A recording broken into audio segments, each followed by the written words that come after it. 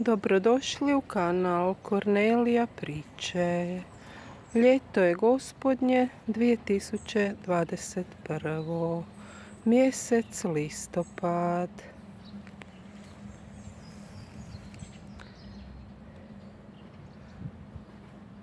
Pogled na lijepe ružice.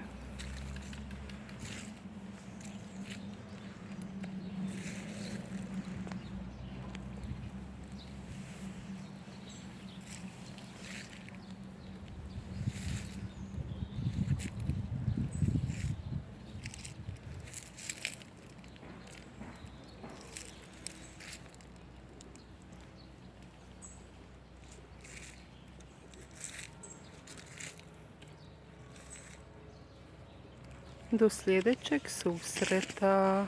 Bok!